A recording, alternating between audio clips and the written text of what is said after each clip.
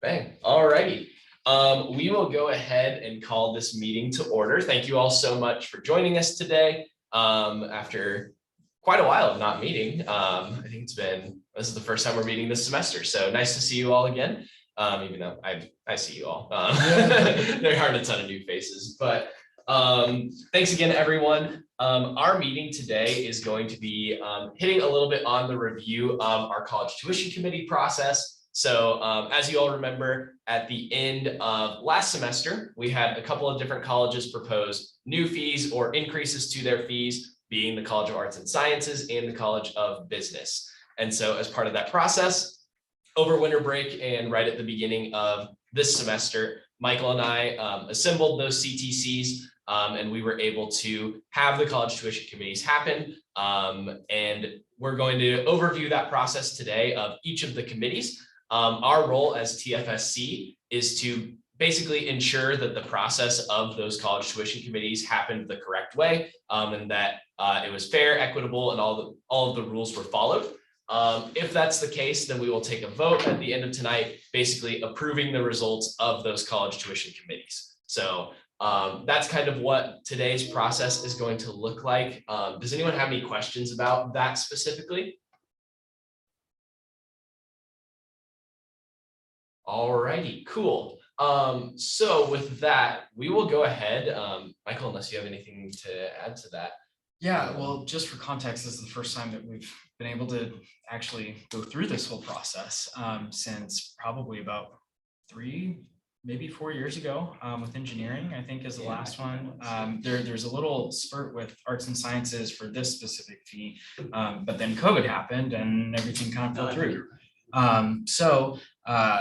You know, to provide that context in the sense that, you know, us reaching out to Jack, really getting to dive into Jack Ayers, dive into why this structure was created was really helpful and helped guide us in this. And now we get to pass along something that we got to experiment and play around with this year. So yeah, really excited to chat about how that process went, also to reinstate and provide a little bit more institutional memory regarding that. You know, and I think, yeah, definitely had a lot of good things to learn and good precedents set to move forward. So, yeah, awesome.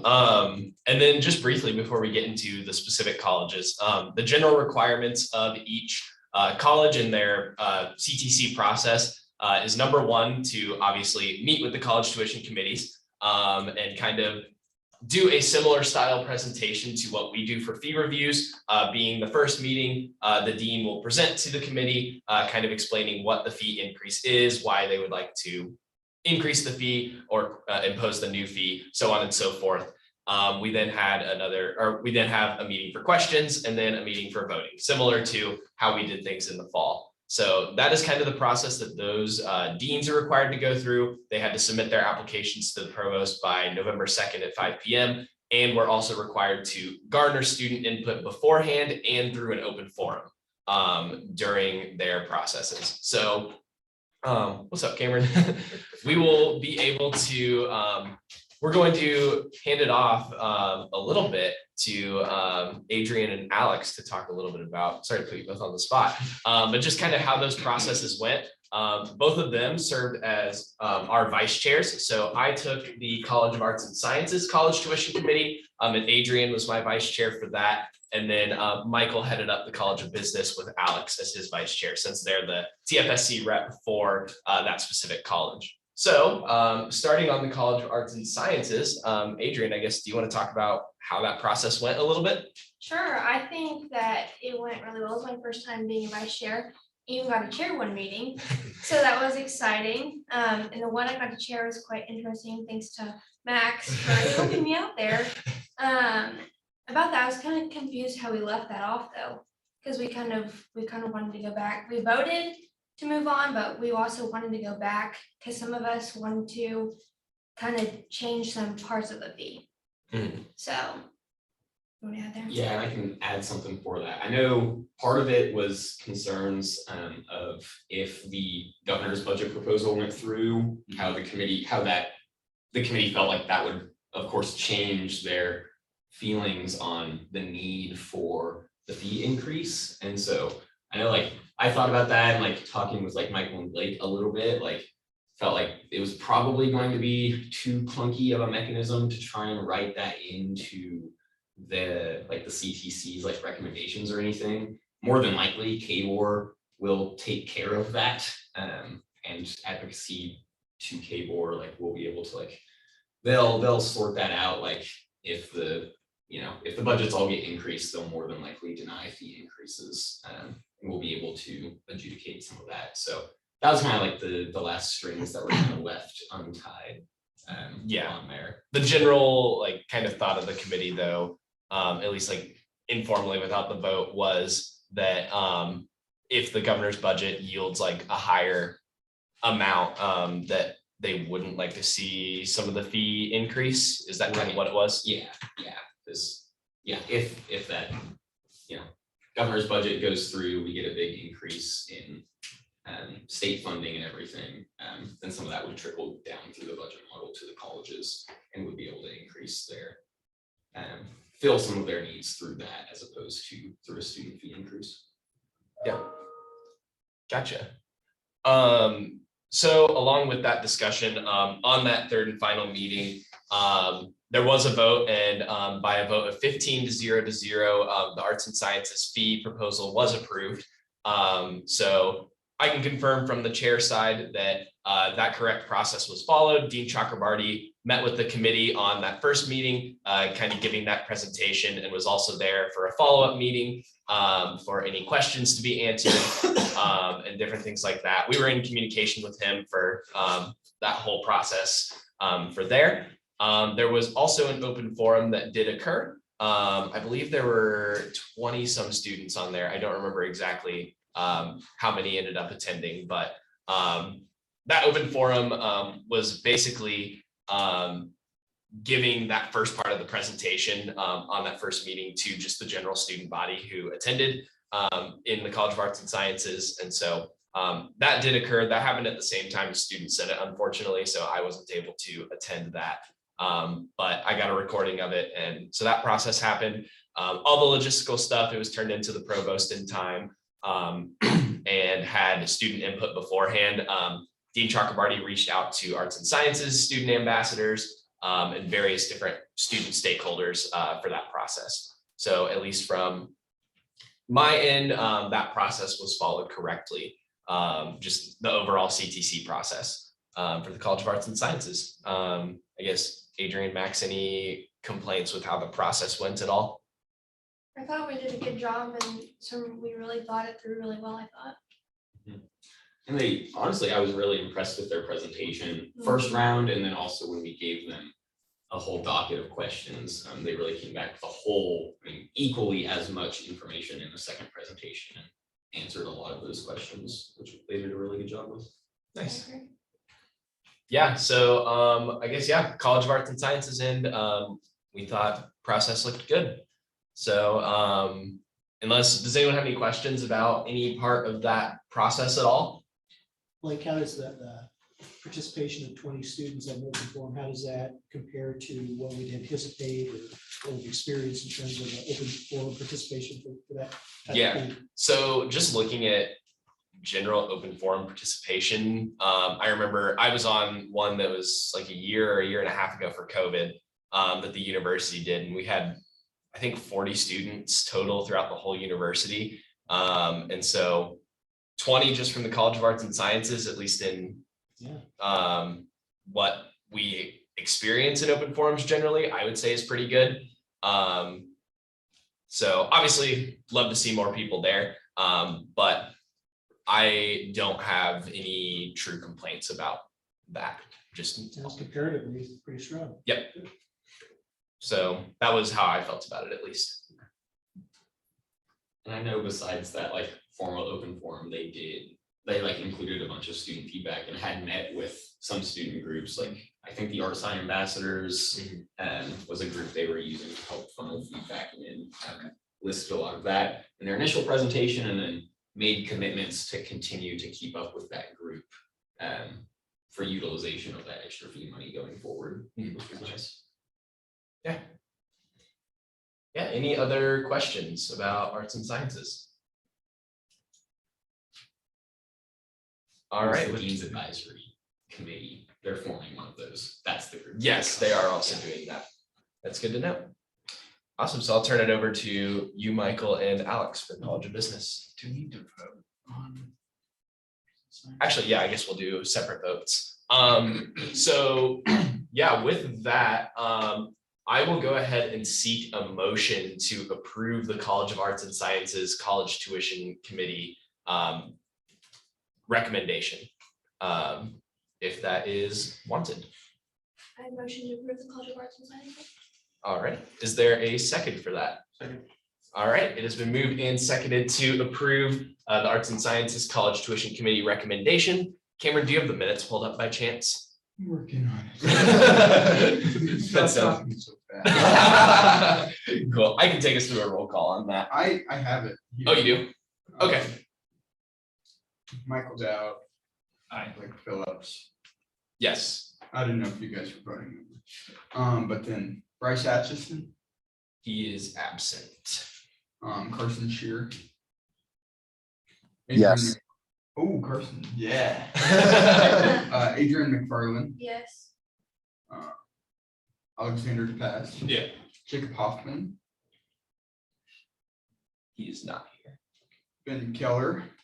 Also not here. Okay. Jaron Holland, Also not here. John Martin. Hello. Yes. You, okay. Laura Bain. Yes. Woo-hoo. I don't think Dr. Tabor or Provost Tabor or Dr. Lane. Do you guys have voting rights? Yeah, that should be good for all the voting members. Great. Awesome. Was that like, I'll give you a tally here. 1, 2, 3, 4, 5, 6 to 0 to 0. alrighty. That sounds good. Thank you all very much for that. So that will stand approved. And now we'll turn it over to Michael and Alex. All right, Alex, take it away. Okay, for sure. So the College of Business wanted to implement a $5 per credit hour fee for to renew the technology. Just because the College of Business is very tech heavy and it's coming to I believe the 5-year point now. So where technology is getting older, it needs to be renewed, basically, like how every new technology tends to get older. They wanted to start, I guess, renewing some of that because they started to experience more equipment breaking in the classrooms, which was kind of hindering the learning aspect, the learning environment of the students. And that's what they kind of came up with was, and they actually gave us a invoice of how much a room just on the technology, how much it would cost them to really to change everything out. And it was rounding up to like 70-something thousand per room. And if I believe right, there's like about 15-ish rooms that they needed to change out, which would need to do, but this would be implemented, they kind of change everything out over a 5-year process. Which we thought was, I mean, I honestly thought it was necessary because I spoke to a couple of faculty members as well, and I kind of asked them like, hey, do things break in the classroom? And they were honestly not hesitant to like, yeah, it breaks. Like there's a lot of stuff that breaks and they can't teach sometimes because the projector's not working or the microphone is just broken. And the technicians, they're just, they're kind of behind schedule sometimes. And then we also had an open forum as well, but that wasn't such a good turnout as the College of Arts and Sciences. Nobody showed up for that one. I was the only one there. I was like, we're just waiting for students to come up because I was just like, but yeah, so nobody showed up. You had an opportunity for mindfulness there. Yeah, I was waiting and I was just like, man, come on, these kids, I was like, these students want to, it's a great time to like, you know, like talk about this and actually get their input, give their input towards it. But unfortunately, no one attended that meeting. The interesting thing was that I continued to, because I put it in my one of my like listserv emails. And music, theater, and dance had an incredible amount of involvement. And they had a show at the Kauffman Center at that time.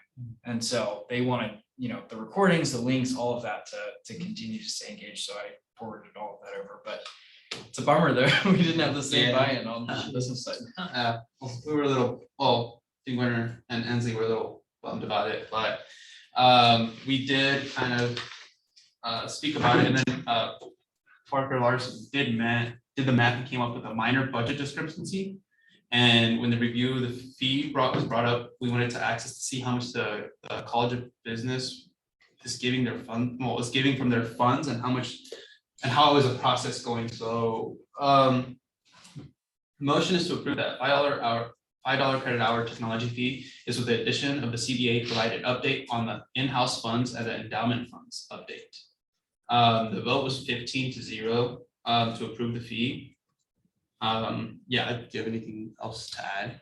Yeah, so that vote count, we had 12 people who voted in person, and then an additional 3 who were asynchronous, reflected that on the minutes. But yeah, everyone was in support of the fee. The main thing was, making sure that whenever that piece of the fee is reviewed, that there is also a piece where College of Business can provide updates as far as how much they're spending from their own central funding on room repair. And then on top of that, how much their technology endowment fund, how much has been pledged to that. So, and there was a lot of interest just to make sure that there was buy-in from those 3 areas, or those 2 areas, if there was going to be buy-in from students. And if I recall, they did give us an amount on how much they'd be giving over the 4 or 5 years. If I recall. I think so. I'm kind of all lost. I think, if I recall, I think it was 900,000 over the next 4 to 5 years if you receiving endowments. I'm not too sure. I'd have to double check that. But yeah, that's how much the amount they had on the presentation. Yeah, continue. And then, on the technical side, Dean Winter made sure to, provide that and provide a discussion presentation to DSAC, Dean's Advisory Council, as well as, that open forum and CTC process as a whole. So we did the presentation, Q&A, and then that final vote and discussion. So altogether, I think that there was overall the sentiment that while raising the fee isn't always the preferred option, it is kept at that low of a level and is used to continue to refresh and keep things as nice as they are, that was acceptable in regards to students. So yeah, with that being said, are there any questions, thoughts, discussion? How was questions? How was was there lots of questions thrown at him? Like, what There was a good amount of questions thrown at them. It was they were actually, man, I'm trying to remember which ones were there. One question. I'm trying to remember. I honestly couldn't say from the top of my head, but there was honestly some pretty good questions there that yeah, there was pretty good questions. Yeah, a lot of it circled around, what were those other pieces of buy-in? Also, if they were planning to have a sunset clause on that endowment fund, and kind of what the totals were for fundraising and that moving forward. Of course, that gets a little bit tricky because a lot of those pledged funds are tied up in estates, and so then that kind of leads to some complications because obviously we don't want people to pass away, but that's the only way that we can get that funding. So, I think the other thing that garnered a lot of interest, and I was trying to keep following along on Zoom, but we were in DC at the time. But Parker Larson broke down kind of what that fee would look like as far as collections. And so there was a discussion about that, but it was just a discrepancy in the numbers. So felt a lot better about that after that Q&A session. So, yeah. Any other thoughts, questions? Does it stick out? Okay, cool. Well, with that being said, ready for another vote, Cameron? Actually, we need a motion first. So we need a motion. I already typed out Blake Phillips saw a motion, so you're not getting the credit. Would anyone like to make a motion on that? To approve the College of Business, college tuition committee process? I motion the College of Business to, approve. I get you, I get you. Is there a second on that? I'll second the motion. Alrighty, it's been moved and seconded to approve the College of Business college tuition committee process. Cameron? Michael Dapp, Aye. Blake Phillips, Yes. Bryce Atchison, Carson Shear, Adrian McFarland. Yes. Oh, Carson. Sorry about that. You're fine. Alexander DePaz. Okay, Jacob Hoffman. Ben Keller. Sharon Holling. John Martin. Yes. Laura Bain. Yes. This one passed 7-0, as did the previous one, but I counted wrong. Gotcha. Awesome. Well, thank you all very much for that. So both of our college tuition committee processes will be approved for today, or for this year, not just today. So that is what we have on our agenda for today. The only other thing that I wanted to talk about really quick was kind of just some plans that Michael and I have. Michael and I are no longer speaker and student body president, but we get to finish out the year chairing TFSC. As part of our quote unquote retirement projects outside of speaker and SVP, our goal is to really improve the the documentation of TFSC. In the SGA bylaws specifically, there's not a whole lot written about TFSC. Specifically on the college tuition committee process, it is non-existent. And Michael and I have been learning this as we go. Luckily, we, like Michael mentioned, got to meet with Jack Ayers, a former student body president, to kind of learn about the process with him. The last time that this happened was when Ryan Kelly was speaker, and Jordan Keel was student body president, which was before I was even in college. So we want to make sure that those transitions can happen a lot more effectively. And the best way to do that, one of the best ways, is making sure that that's written down. So number one, if you all are at Student Senate or interested, you'll be seeing that before the end of the school year. But number two, I think we're also going to look at reviewing some of the processes for it, specifically on the arts and sciences side. The automatic membership requirement for a college tuition committee is every single student senator, plus the same number of at-large members plus 3. So for the College of Arts and Sciences, that was 13 student senators and 16 at-large members, which is really good in concept. But specifically on the student senate side, it was really tough to spring a recurring Tuesday meeting on everyone's calendar and expect everyone to be able to attend. So I think we're going to look at some of those membership type of things and see how we can make it so that there's still student representation, but we can kind of be aware and of everyone's schedules, so that we can kind of work with some people who have to work on Tuesdays, some people just have other things going on. So we want to make sure that we're helping those people out too. So if you're interested in having some of those discussions, please feel free to reach out to Michael and myself, and we'd be more than happy to hear your thoughts on that, and would love to hear your thoughts on that. So anything to add to that? We encountered a lot of gray areas just throughout the entire year. And in policymaking, gray areas are good and bad. They were helpful in the sense that it allowed us a little bit more wiggle room. But like one in particular, who selects the members of the CTC? That's not outlined anywhere. And so Blake and I, as co-chairs, decided that that was our decision. Then also at the same time, how do we make sure that we're getting enough diversity in the groups of people and the majors that are represented in the CTC, and are able to fully buy into the process?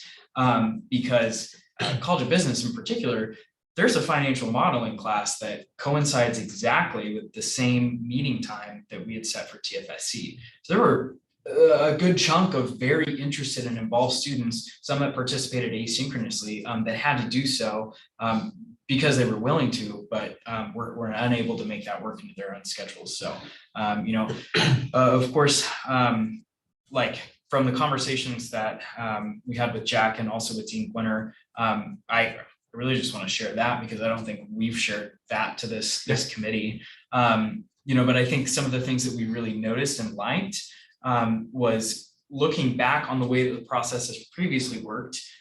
It would be really easy to put a group of students together across the entire university who very much dislike any type of fee increase, and then have them make decisions for other colleges without being directly bought into that college. So we really like this idea of self-governance in the sense that CTC is from the grassroots of that college. I think another really interesting point, and something that is, well, I'll make a joke on that in a little bit, but how deans could essentially try and schmooze the committee and kind of work the committee as a whole to get that approval process. I think we've gotten that completely out of our system, which is really good for the integrity of the system, but kind of sucks that we don't get a free lunch or a nice dinner out of it. But altogether, I think that the process that we've created, it still works. It was a little bit rusty, a little bit dusty this time, but it works, and we're excited to continue to pass it on. So again, if you'd like to help us redefine and refine things. Oh, another thing. Mark Hutton, Regent Hutton, has very strong opinions about getting votes from the entire student body, especially when it comes to fees. And I am continuously blanking on what that word is. Referendum. Yes. There it is. And so there might be some opportunities to have discussions as far as how we can better align the CTC process with what KBOR is looking for, so then we don't get to the end of this process and then have discrepancies there. Ethan, I don't know. I can't quite tell if he's talking about that purely just from like the student services fee, since that impacts, all students have to pay, or, all face-to-face students have to pay that. Or if he is thinking every college fee and student services fee increase has to go through a referendum. I'm not clear on sort of the direction he's going, and maybe, I don't know if you've had other conversations with him. And I'm not sure if he's clear. I don't know. I mean, you were at the last meeting, it was kind of bouncing around a little bit. So I think those will be good discussions to move forward. But yeah, also want to lend ourselves for any way that we can support as we lean forward into June. And Ethan, I don't know if you have any thoughts as far as what that process looks like. Well, so we're still waiting on what happens with the governor's rec, obviously. And then tomorrow we're gonna meet with President Linton as part of our core budget team, try to, figure out what are some scenarios we've got. Because I think everything's still up in the air, right? One house has the full governor's rec in, the other house has taken 20 million out. And so when they do that, that then opens the door to, okay, the commitment was give us this and no tuition increase, right? Well, now that's sort of undone. And how does that look for us? And so we'll be working through some of those scenarios, but we're not going to know until probably the end of this week what's finally settled once they get done with conference committee work. And then even if they say, well, we'll wait till omnibus, well, then omnibus, the next part of the legislative session starts in late April. So then it's like even more time has passed, but at some point we'll have to put in some sort of tuition rate increase or not to KBOR for them to consider. That then would be all up in the air if things change during the omnibus session. So it's just sort of all over the board at the moment. Yeah, and that was actually going to be a question that I had for you, because I believe that we'll meet to review whatever tuition proposal Yes. K-State sends. Yes. So hopefully we'll have some better idea of what the legislature does. That then gives us time to set up and have a discussion with you all before we turn in our whatever our tuition rate proposal will be at the end of April. Gotcha. To K4. Yeah, so that's kind of our plan at the moment. Sounds good. So, yeah, we will plan on having one more meeting before the end of the school year. TBD on legislature, based on exactly when that will happen.